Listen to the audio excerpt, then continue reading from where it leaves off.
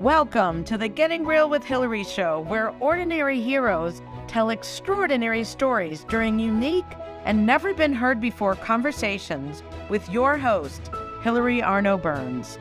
Hillary's unique listening and way of asking questions results in conversations that aren't usually talked about, so you can create the life that you really want but are afraid you can't really have.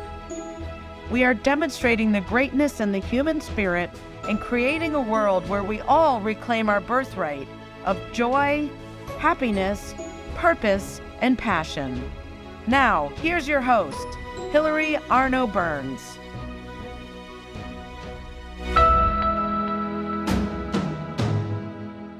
Welcome to the Getting Real with Hillary show, and today we have a very special guest.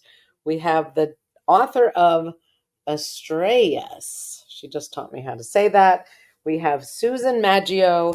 She is an author, a social worker, a wife, a mother, and a podcaster in no particular order. And welcome, Suzanne. Hi, how are you? Good. So I just have to say, I just finished Suzanne's book.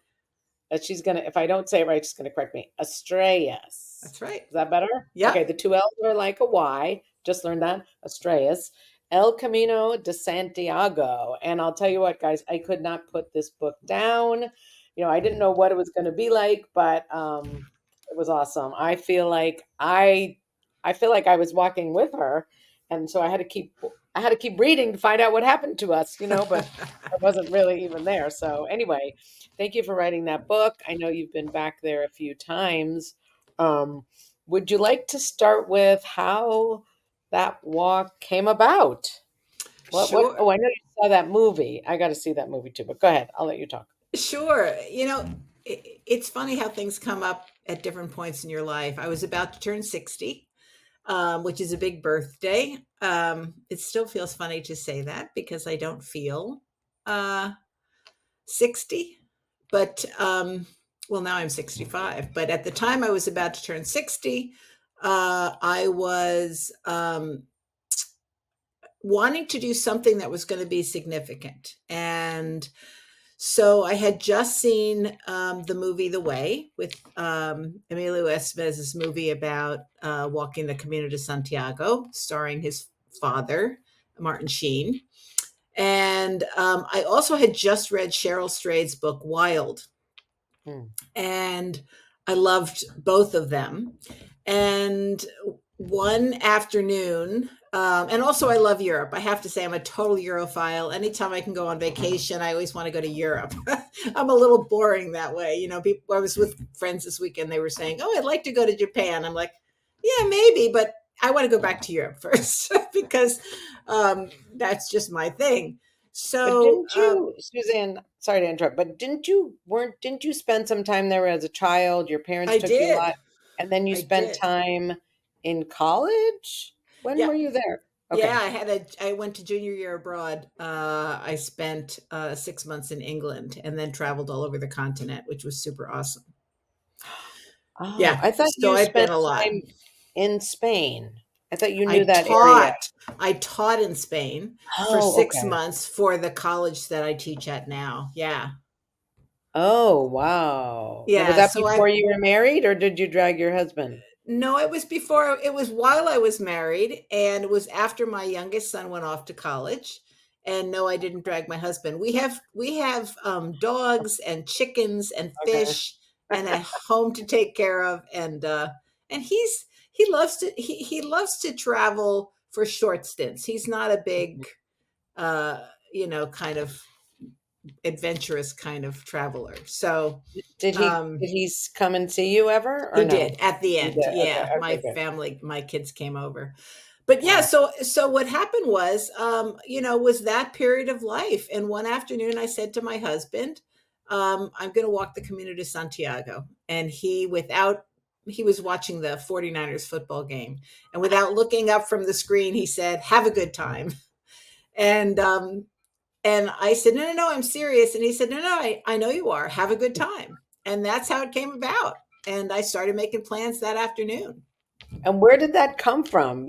I know you watched the two movies, but like, where did it bubble up from, do you think? Like, Well, I think, for me, I have always loved to travel. And mhm, when you are raising your kids and, um, trying to take care of your family and working, it's hard to do that because mm, there's so many other things to kind of weigh against it.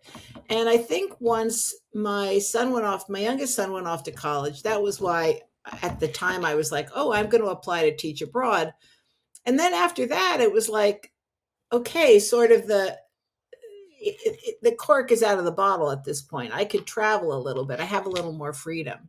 And mm, so that seemed to be sort of the next thing. Was I really wanted to get back to Europe. The last time I had been there was 2014 when my youngest son studied in Florence with mm. his college. And it was 2019. It had been 5 years and I wanted to get back again. So that's kind of what happened. And when did you do the teaching in Spain? 2012. Oh, so that was before. Yeah, before I walked the Camino. Yeah, So that was, oh, what, so he was in college, so that's when you did that. And what that's did right. you teach? Did you have to teach in Spanish?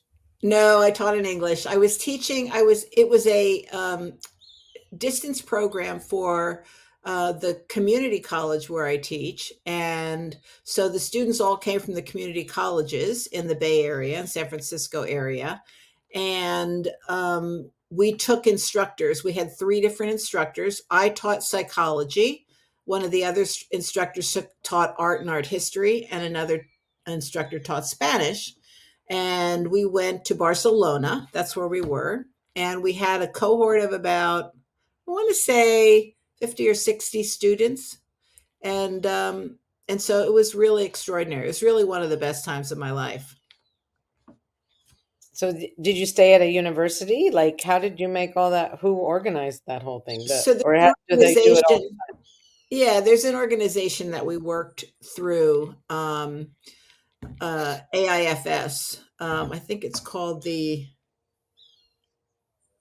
I think it's American Institute for Foreign Studies or something like Oh, that. I'm not sure what it stands for, but we had fabulous staff from there that arranged everything. They arranged the classrooms and they arranged the apartments for everybody to stay in. And on the weekends, they arranged activities for us to do. So we toured a lot of amazing places. It was really pretty extraordinary. wow, that's Yeah. fun. Okay, so Yeah. then, so you watch the movies. Now, Yep. I want to ask you something about Wild. Okay. So if I remember well, I think I read the book. I didn't watch the movie, but she stayed out in the wilderness, right? She Yes. didn't Yes. go to the hotels like you guys, or not hotels, but what? How do you say it? Auberge, Albergues. albergues. Yeah. They didn't. She didn't go in every night, and there weren't restaurants, right? From what I remember, she had to carry everything. No, Like, she was packing the Pacific Crest Trail, which is like wild, like like the title of the book. It really is wild. You're out in the yeah. wild and you're walking from place to place and you're setting up your tent and you're cooking over a stove and yeah, and you're carrying everything with you. I mean, and the water. I mean, they had to put the Exactly. stuff in the. I mean, really, wow. Yeah. So that was a Yeah. different. That's a different kind of experience. That's a Okay. different kind of experience. It also Yeah. takes at least 3 months, and I didn't have 3 months. So 3 months? How far do yeah. they walk? Like Well, farther than you? the PCT goes all the way from Mexico to Canada. Wow. It's a long walk. Yeah, that's a long one. Yeah. My God, I walk around my neighborhood and then my knee starts hurting. It's probably like 2 miles at the most. Wow. So okay. So you say I'm gonna walk the Camino, and that just because when I was reading your book, I was like, oh, I want to do this too. Like it just sounded like the coolest thing to do. But Yeah. what do you think had you say it? Other than just desire to try something new, Yeah. to do Okay. something that seemed, I don't know, exciting. And I Mm, and I love Europe and I love Spain. Um, and also, I was raised Catholic. So the mm, idea of a pilgrimage was not foreign to me, certainly.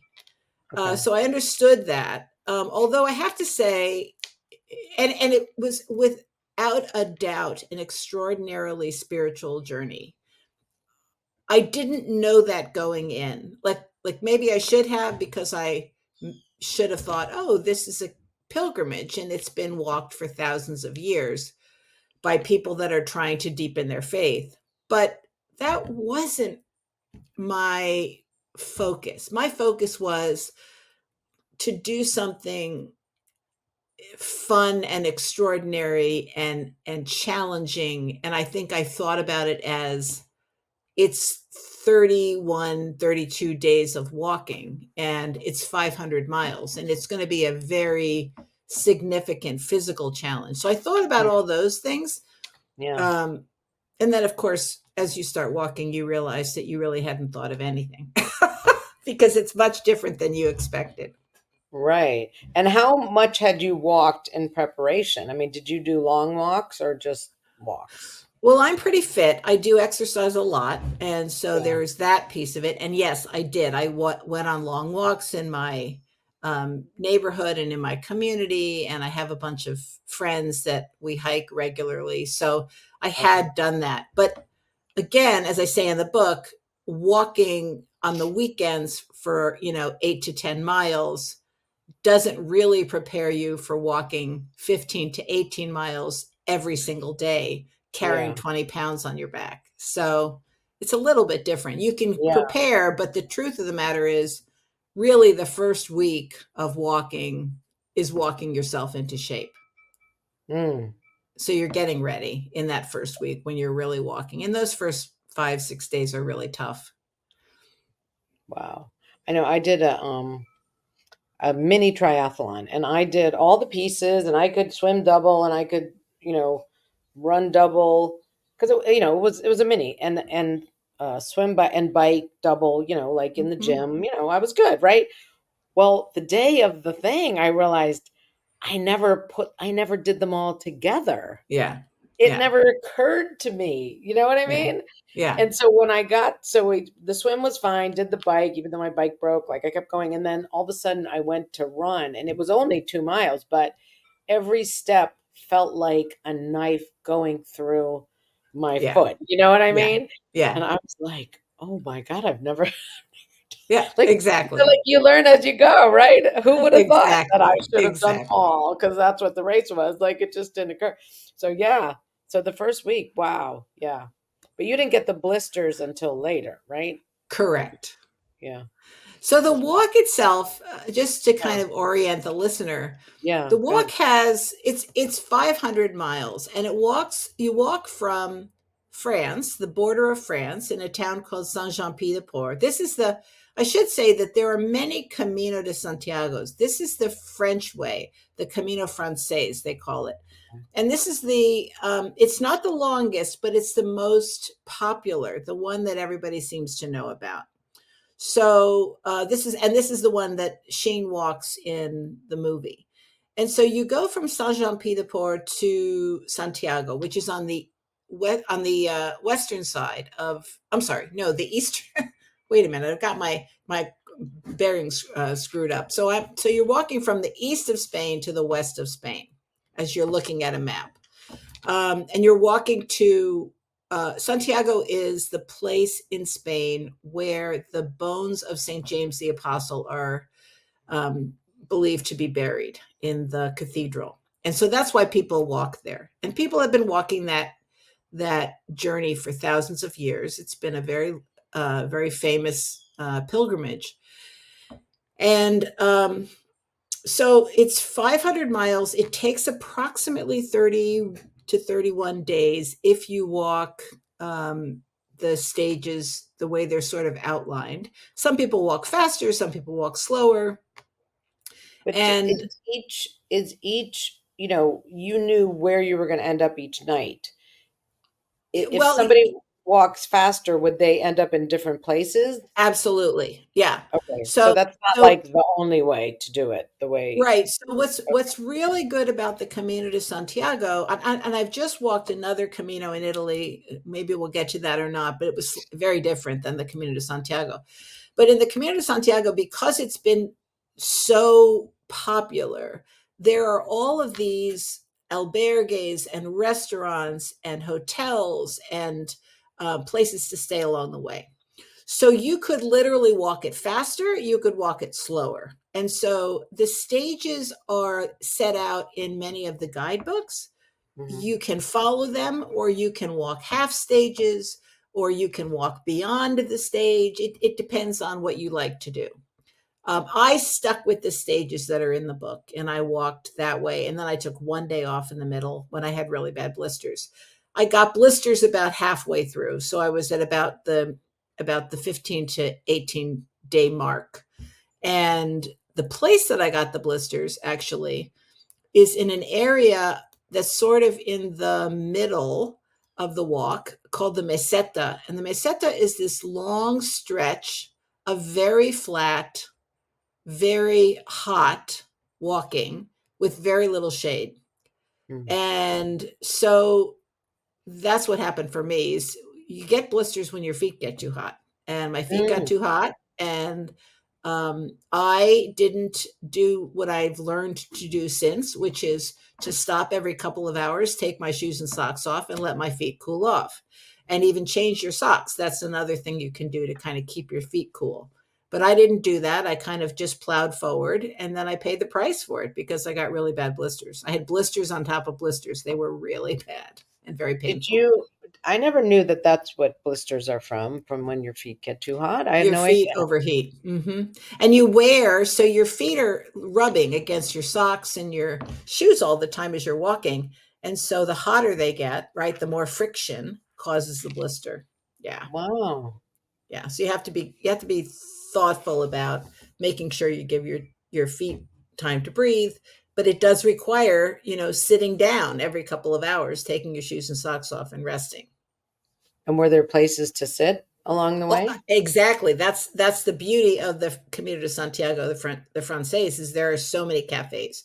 You could stop and have a coffee or just a soda or just sit, along the road. Yeah, there's plenty of places to stop. So when you were walking, were you? I pictured you like away from the towns. Were you walking like through towns, or was it a separate path? It's both. So Okay. you walk in the middle of nowhere. You walk through these beautiful towns, particularly in Galicia, which is at the end of the walk. The region of Galicia is beautiful, beautiful stone buildings. You walk through these old little towns. You walk through vineyards in the region where they make Rioja wine. You walk along the highway. There are times that you're walking Really? along the highway. You're walking on paved road. You're walking on dirt road. It's a combination of things. And is it marked? Like, how do you know where to walk? It is marked. It's marked very well. It's marked with yellow arrows and shells. And so you just keep following the markings and it gets you where you need to go. Did you ever get lost and miss a marking, or it's No, no? no, it's really hard to do that. On Okay. subsequent ones, yes, because they were not marked as well. But the Francaise is really well marked, really well marked. Oh, Also, there are a lot of people on it, so it's not. You're rarely alone. You're rarely. I mean, you'll see pilgrims in front of you and pilgrims behind you, and sometimes you'll be walking with people that you've chosen to walk with. Sometimes you see people coming the other way. There are some people that are going in the opposite direction. Because, of really? course, in the early days, you walked to Santiago and then you had to turn around and walk back. So there are some people that are walking the other way too. Wow. Yeah, I pictured it like, I don't know, like here's the path over here, and then the towns are over here, like totally separate. I don't know why, but that's so Yeah, you it's a could little bit. actually be walking through the town. So that's why we just said we stopped for a whatever. Yeah. What what For, were the drinks? The uh, cafe. so we had, um, we had the cafe con leche, which is the coffee with Yeah. milk. We would have that. We would drink tinto de verano, which is a refreshing drink of red wine and lemon lime soda. We would drink beer with lemon lime soda. Not, I mean, a lot of that stuff is you think, ooh, that's kind of a weird combination. But actually, when it's really hot and you've walked all day, it's pretty refreshing. Yeah. Now, did you ever? I was always like, oh, like because you were walking so much. I know this is like a stupid thing to say, but I gotta ask it. Did you ever think of like calories, or I shouldn't have that, or you were like, I'm having whatever because I just walked? Yeah. That's Yeah. good. That's a good Yeah. thing. It's just I, I'm of the mindset that when you travel, you should enjoy where you are. And Yeah. so, and I love food. I love good food. I love European food. I'm a big Hmm. foodie. So I, really loved the jamon, the Spanish ham. I enjoyed eating the tortilla, which was the egg and potato cakes that they make are really delicious. Whenever I had the chance to try something, persebs I had in I was traveling that following year. I went to Portugal and I had they're like these little muscly kinds of things that grow on rocks called persebs, which I tried those. They have those in Galicia in Spain as well. I tried pulpo octopus, which so I tried it all and I didn't worry about the calories. Right. That's great. And it seems like you had did the oh God. The- I know it's not auberges. That's like the French. Say it again. Uh, Albergue, albergue. Okay. albergue, yeah, Yeah. Albergue. Okay. So those were like dormitory like rooms, right? yes, yes, That you'd be sleeping next to people and you yeah. were saying they were snoring. I mean, I think that would get really old. Like not being able to sleep. Did you ever just get so exhausted that you would sleep through it anyway? You must. I hope so. Yeah, no, I mean, absolutely, I did. The first couple days were hard to get Yeah. used to it, and then you kind of get into a rhythm. You're tired. Yeah. Yeah. Of course, there were days where it was tougher. The albergues vary. So you have these big municipal albergues where it's like in the movie. You see this place where Sheen sleeps the first night in Roncesvalles, which is the first town you come into in Spain once you cross the border. And it's a big dormitory. There are lots of beds, bunk beds in rows, long rows of bunk beds. And those weren't particularly comfortable, right? Because you're in a room with a lot of people and there's men and women together and there is snoring and it's stinky, a lot of bodies. Uh, But there are other ones where there are 3 or 4 beds in a room. There are some where you can actually get a private room or a double room or a triple room. So I started walking with a couple that I met from Arizona. I met them the first night.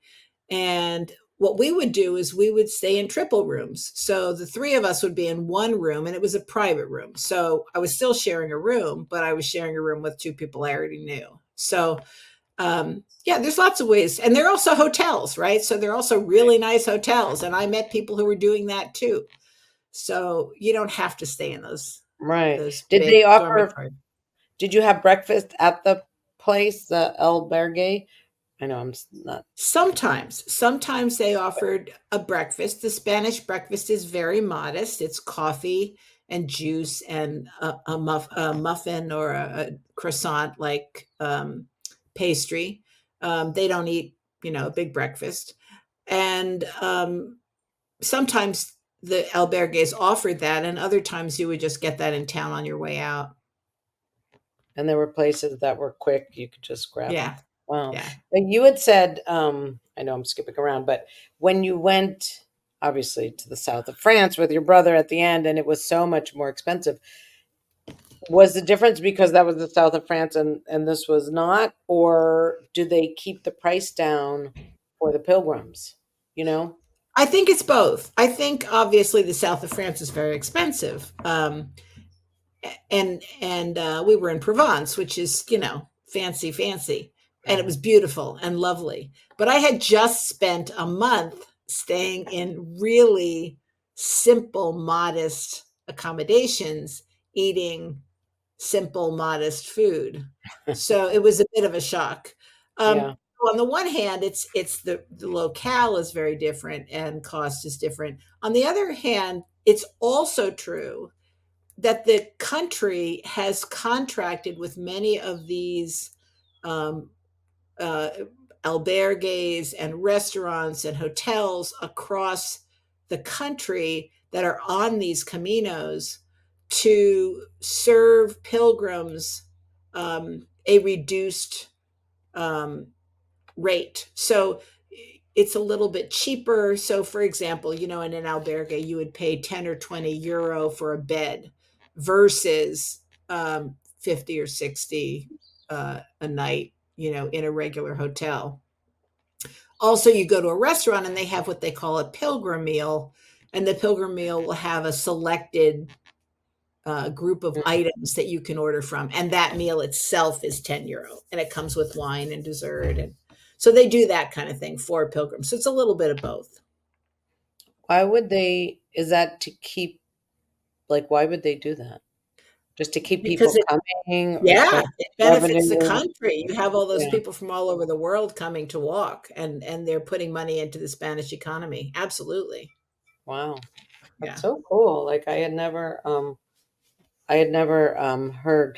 of that Yeah. before. Yeah. Wow. All right. So It's a really smart business plan. it really is. And people Yeah. do. How do you think people hear about it?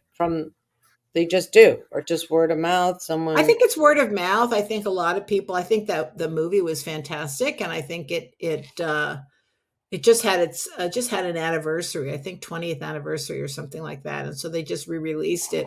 But I think that exposed a lot of people to it. Yeah, I think there's lots of different ways people hear about it.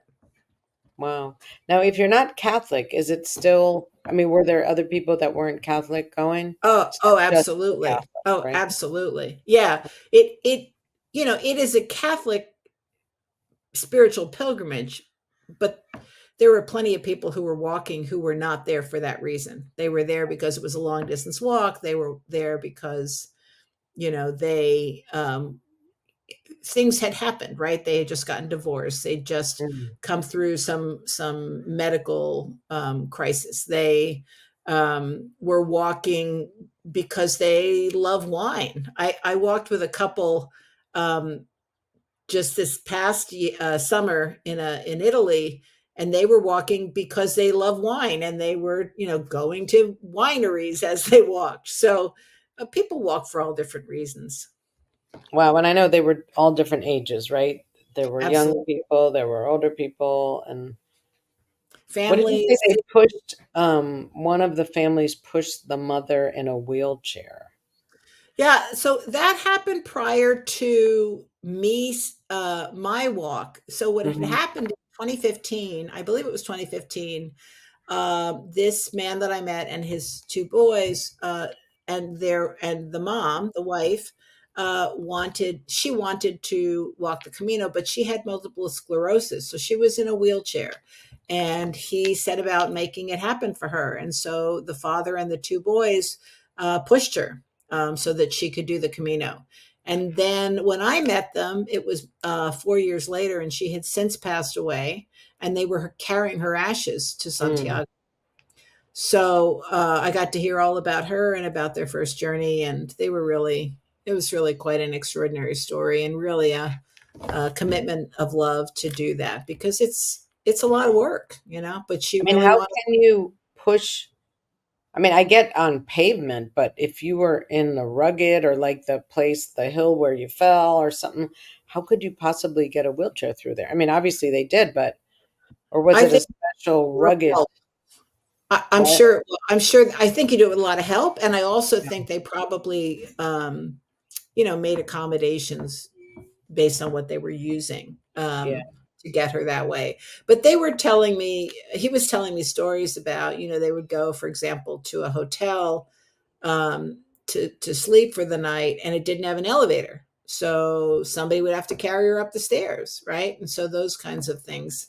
It was quite a journey. Mm, wow. Yeah. That's so special though, that they would do that, right? Yeah, there's another movie that I would recommend to people to kind of get a sense of that journey, and that movie is called "I'll Push You," and it's about another a couple, a friend and his two friends where he was in the wheelchair and his friend literally pushed him across the journey. And the guy that I met, who I referred to as Oklahoma in the book, they were actually there when those guys were filming that movie. So they met them, and they had a big crew. They had a bunch of people that were helping navigate that for the person. But in Oklahoma's case, it was just him and his two boys. Yeah. Was that a true story? Were any of them? I know Wild was true. Was Yeah, yeah, absolutely the true. They way just that was true? Wow. I I gotta get these. Okay. Cool. yeah. All right.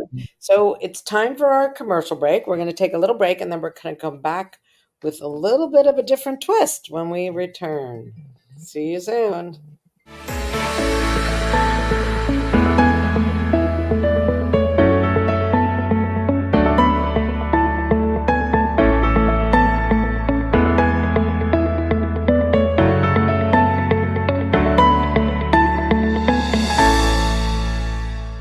Has social emotional learning become just one more thing on your teachers' plates?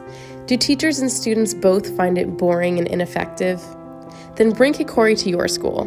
Kikori transforms classrooms through experiential SEL activities that help students play, reflect, connect, and grow. Even better, students say it's more fun than recess.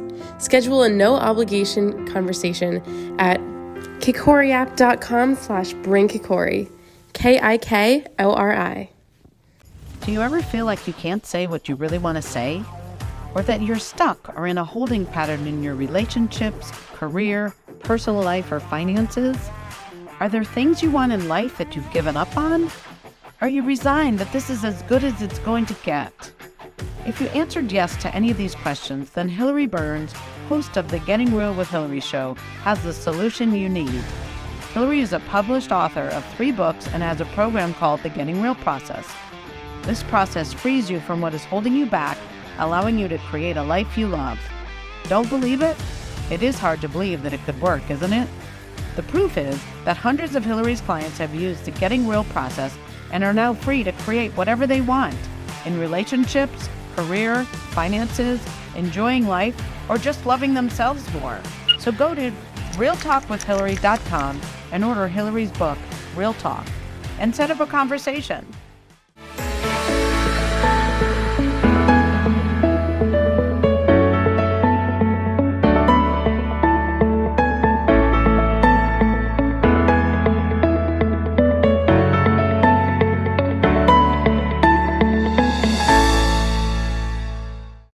And welcome back, and thank you as always to our sponsor, kikoriapp.com. If you'd like to bring experiential social emotional learning to your schools, businesses, teams, check out kikoriapp.com and schedule a time to talk to one of their wonderful employees.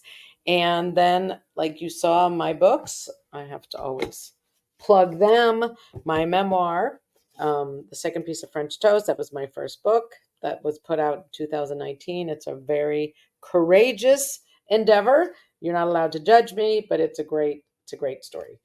Especially if you feel like you're in a rut and stuck, it'll definitely motivate you. My third book is Your Bullshit is Your Blessing, which, I had kind of found that there were 2 sides of life. The left side where things didn't look so good, kind of bleak, and then the right side where everything was fun and everything was possible. So I decided to, I didn't decide to, I just started discovering techniques which would help me spend less time on the left and more on the right. And that's what this book is about. And then, as you heard on the commercial, Real Talk, when I wrote my first book, someone asked me after they read it, one of my first drafts, why didn't you speak up? And I was like, I didn't know I wasn't. So that was kind of an awakening. And I got to see, wow, I really don't speak up. And I realized I'm a people pleaser. And so this book is the result of all that and learning how to speak up when it's not easy. And if you're one of those, check out realtalkwithhillary.com and set up a time to chat. It'll change your world. All right. And now we welcome back Suzanne Maggio. This is so interesting. She's just like, you're just like a regular traveler. Like it doesn't seem, and this is her book again, Estrellas. How's that? So, Perfect. okay, good. I know I don't have a Spanish accent, but El Camino de Santiago, Moments of Illumination Along El Camino. Okay, a memoir. So it's awesome. Suzanne has written other books as well. And I know, Suzanne, after you went, you kind of discovered some stuff and started a podcast. Do you want to talk about all of that now? What you Absolutely. discovered? Yeah. So I think sort of the big moment in my journey, and this I tell the story in the book, is arriving in a town called Carrion de las Condes, and it is in it's about 2/3 of the way through. And in that town, I was exposed to something that ended up being quite transformational for me, and that was um, a we went to mass. There were a lot of Catholic masses that you could attend if you wanted to while you were walking. I didn't do very many of them, but I did one in Carrion de los Condes, and the reason I did was prior to the mass, I had gone to this kind of sing along with a group of sisters, group of nuns and pilgrims, and it was really quite moving. And I tell that story in the book. And after the sing along, we went to the mass, and at the end of the mass, one of the sisters who had been part of the earlier evening with us gave each of us a little gift, and it was a small paper star that I actually still have.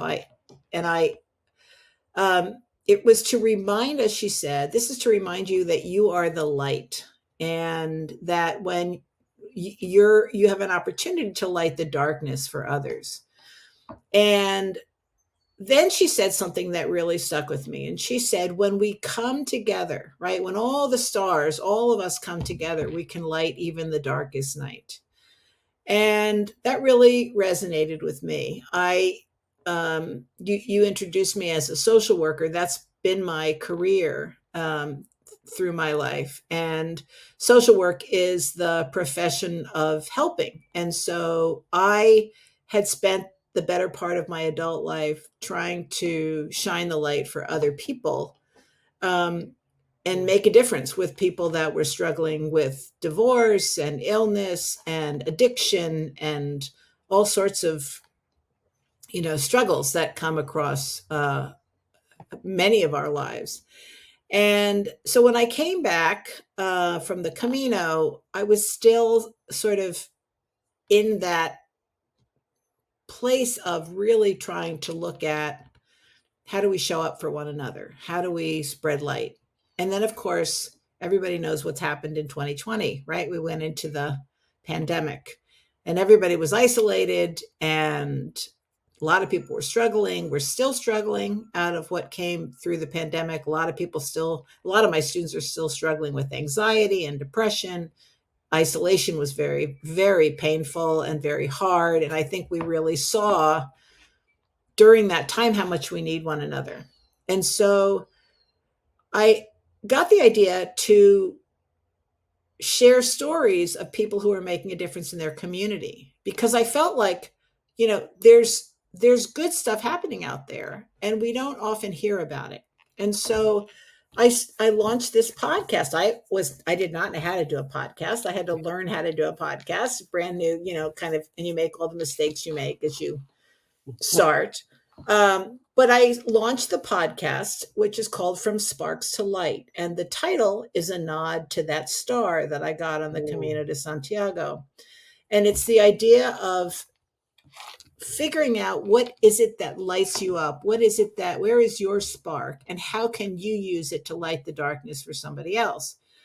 So what I have discovered, I'm now about to start the 4th season of the podcast. And what I discovered was there are a lot of people doing a lot of amazing things across the world, not just in the United States, but across the world.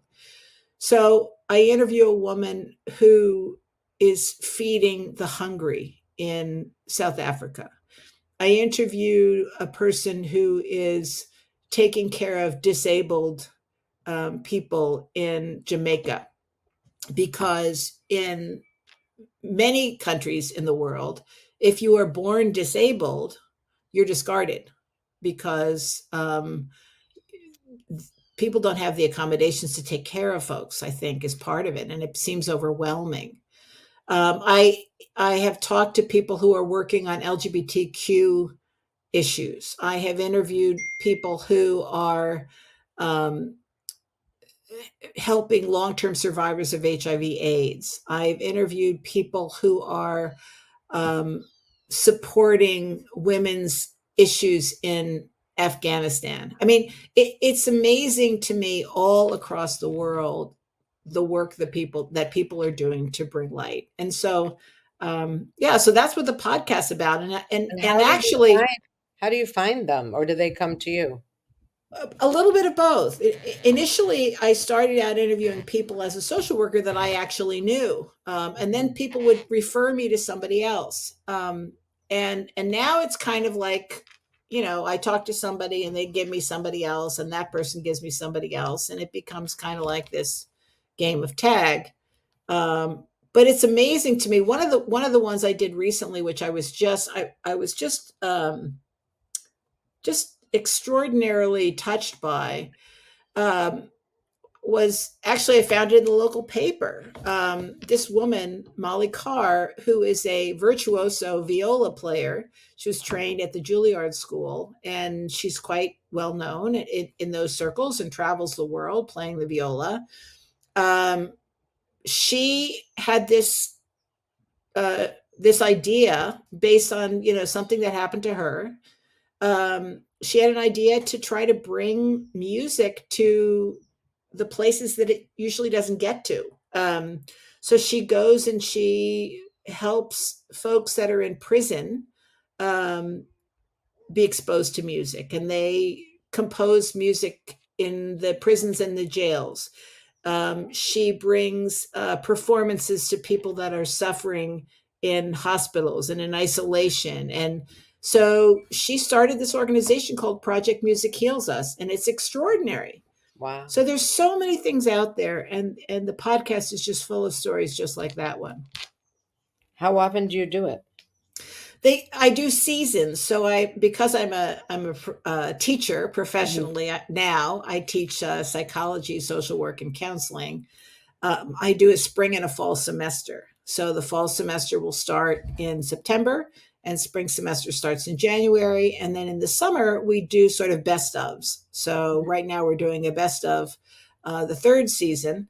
And those are framed around ideas to inspire. And that's the purpose of the podcast, is to inspire people to get involved in their communities. Wow. And do you have people helping you, or do you do it all yourself? We is me. So you know how to edit it and produce it? I have learned. Wow. See, I hated that part. It was a learning curve. In the early days, it would take me 2 days to edit an episode. Now I can get it down in a couple of hours. Wow. Yeah. I finally got a virtual assistant, and it was the best day of my life, because you had to move I don't know what you used, but I had to take the music and try to move it in. And oh my God, I used to mess it up every time. I'd have to start all over. I was like, no, too stressful. Well, good for you wow. Woo. All right, good. You. All right, so that's your podcast. And then I know you also have a website. I do. And what can people find there? SuzanneMaggio.com. So that you can learn about me. You can have access to the 2 books that I've written so far. I've got the first book is called The Cardinal Club, and it's a memoir of coming to terms with my mother's death from Alzheimer's disease. My mother was diagnosed with early onset Alzheimer's when she was in her early 60s, right around the age that I am now. And she lived until she was 79. So by the time she passed away, she was profoundly affected by the disease, and it affected my siblings and I pretty dramatically. And in the midst of that struggle, my father passed away quite suddenly. He was diagnosed with ALS, I always say it wrong, amyotrophic lateral sclerosis, Lou Gehrig's disease. And it's a horrible disease that destroys the neural connections and the motor connections in the body. Anyway, he died, and so we were left to care for her. That's kind of the gist of the story. And so it was sort of like coming to terms with all of that. So that's the first book. And then the second book, of course, we've been talking about Estrellas. So those are there. You can get information about the podcast there. All the episodes are there from prior years. It's also available on iTunes and Spotify and all the podcast places. And search from Sparks to Light or your from name. Sparks to Light, they can look for SuzanneMaggio.com. All of that is there. You can also follow me on Instagram at Suzanne Maggio Author. Okay. But yeah, there's a bunch of stuff there. You can sign up for the mailing list, which I actually don't send out too many mailings, so you won't be overwhelmed with mailings. I try to do a couple a year, just let people know what's going on and what's new. Yeah, so there's a lot to look at on the website. And we'll put the links in the show notes, so if it's easier, you can just click there. So okay, so what have you? Like, what would you say the most? I don't know. We would say profound part of the light and the star. Well, one question about the star. I thought you gave the star to somebody. Yes, I did give my star, and then I ended up getting another one, so I still have it. Yeah. Okay. I was wondering how you got it back. Yeah. So, you discovered kind of, in the church when she says that about the stars and the light, like what would you say is an experience of that? Or, something, because I know, once for me, like once I discovered that there was like light and darkness, all of a sudden things changed. Well, how would you think it's changed your life? How about if I ask it that way? Well, I think, one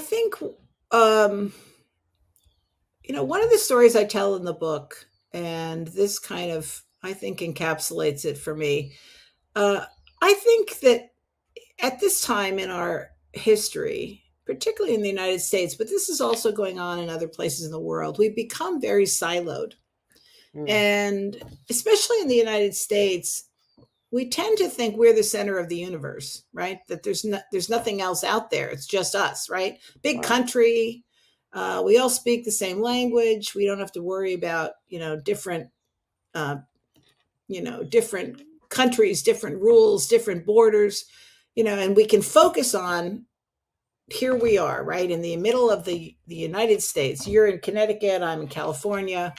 So the coasts in particular, that's why they call us the coastal elite, right? Because we tend to, think that we're, all there is.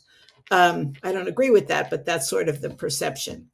And I think one of the things that happened for me on the Camino, and it's one of the reasons that I love travel so much, is you get exposed to different people and different ideas and different languages and different foods. I really try to encourage my students to travel. They're all in school, they're trying to learn. And I say the best learning you can do is to travel, and not travel like, go and only hang around with Americans when you travel. I could go on an American tour where you can speak English and you can eat hamburgers. And I mean, that's fine. But that isn't, from my perspective, that's not really the kind of travel I'm talking about. I'm talking about the kind of travel where you really open yourself up to something that's unusual, something that's foreign to you, something that you don't know. And so when I think about the light, it is like, how do we expand our experience? How do we expand our vision? How do we hear one another's story? And the Camino, for me, that was a big part of what I learned was, we all have stories to tell, and we need to learn how to listen, not focus so much on telling, but listening to other people's stories. So one of the stories I write about in the book is a couple of hours that I spent walking with a young man from South Korea. And that resonated with me in a way that really has never left me. He was 21 years old. He was really only 20, but he said he was 21 because in South Korea, the year you're born, you're one. So he was really, in American terms, only 20. And he had just gotten out of the military and he had been on the border for a year and a half because in South Korea, military service is mandatory. And at the time, he was in serving. It was during that time, and many of your listeners will probably remember this, where Kim Jong-un, the ruler of North Korea, was launching a bunch of missiles in response to tweeting that was happening from our president, kind of egging him on. Mm. And so each time he would tweet, Kim Jong-un would launch a missile, and then my new friend that I was walking with the Camino on the Camino with, they'd go into high alert. And he when we were walking, he would talk to me about the fear that he was experiencing and the responsibility to know that you are responsible for protecting your country and your family and people you didn't even know. That was your job. It was on your shoulders. And here he was 19, 20 years old, and he was really scared. And he said to me at one point, I wish your president would stop tweeting. And I took that information, I listened to that, and it resonated with me because what it said to me was, we often don't pay attention to the impact our actions have on others. Mm. And we all have the opportunity to make a difference in someone's life for better or for worse, right? We are not isolated. We are responsible to bring light to the world. We're responsible to make the world a better place for others, whether we know them or not. And I don't ever want to be in a position where I'm knowingly hurting someone. Mm. And so it's my responsibility to kind of understand how my actions affect others. And I think that's true for all of us. So I think that was one of the really key learnings from the walk was, listening to other people's experience allows us to understand and then make changes to our own behavior. Mm. Right? So that was pretty significant for me. And I would say that's what for me, that was one of the key ahas, right? The key lights that went off for me as I was walking. Wow. And did you, obviously they talk. Did you also get a chance to tell your story to people? Oh, absolutely. Yeah. So absolutely. Yeah. It's both, right? It's always Yeah. you're walking and you're meeting people that, you're meeting people from Sweden and India and South Korea and Mexico. It was unbelievable. And all of our realities were different. Right. Right. So it was fascinating. The greeting. I didn't know how to pronounce it. Buen Camino? Buen Camino. Yeah. Buen Camino, which means good walk. But it really was, for me, a metaphor for really saying, I see you. Right. I see you. Every time you pass a person, buen camino. Every time they pass you, buen camino. You go into a shop, they say buen camino, because obviously they can tell you're a pilgrim because you're carrying this massive backpack on your back. So there was this way of like literally acknowledging one another, and it was really extraordinary. That's so great. So, right, we got a minute left. What would you like to say? What would you like to leave people with? What would be your vision for the world in 5 years or just what message would you like to leave people with? Well, I think again, I think what I just said, which is we need to learn to listen to one another, right? Not listen to respond, but listen to understand. Listen with curiosity. Listen with compassion. You know, the Japanese symbol for listening includes listening with your ears and your eyes and your heart and your full attention. And I would say that's what I hope we can strive for, because I really believe that if we could learn to listen to one another, we would have a much more peaceful world. Thank you. That's beautiful. Well, thank you so much. Again, Suzanne Maggio, SuzanneMaggio.com. Her podcast is, where is it? All right, tell me the name. I can't find it. From Sparks to Light. I have too many notes. From Sparks to Light. And her book is just wonderful. It'll have you want to walk the Camino as well. Maybe I'll see you there.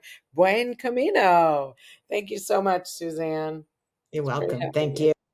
All right. Bye, everyone. See you next week. Thank you for watching this episode. I started getting real with Hillary when I discovered that I was a people-pleasing, pleasant phony and wanted to be more of my real self. We can grow together if you will like the show, subscribe to my channel, and share this episode with your friends and family so that we can have a world that's more real.